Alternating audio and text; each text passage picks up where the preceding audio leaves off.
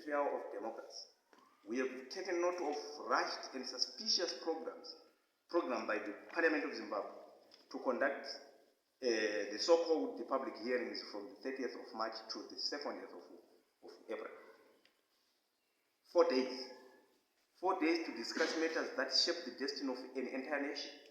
This is not consultation, it is manipulation. It is an insult to the intelligence of the people and a mockery of democratic processes. When the Constitution was crafted, consultations took more than 5 months. Communities engaged, debated, and contributed meaningfully. Today, the same government seeks to compress such a critical process into 4 days and call it public participation. We reject this deception completely.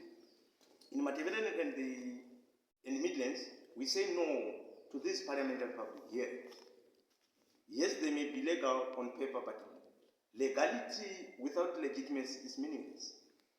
A process that excludes genuine participation is nothing more than a rubber stamping exercise designed to impose decisions already made elsewhere.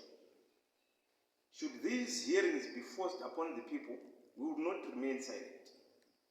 We will invoke our constitutional rights under Section 58, 59, and 61.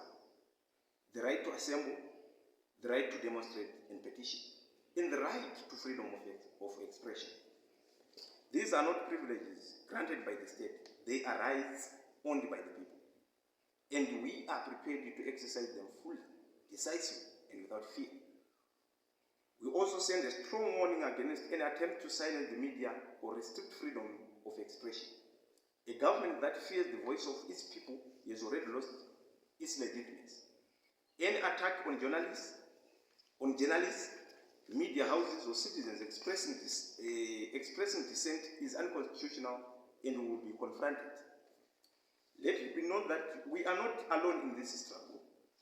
Voices across the nation, legal experts, churches, civic organizations, students, and even those within state structures understand that what is happening is wrong.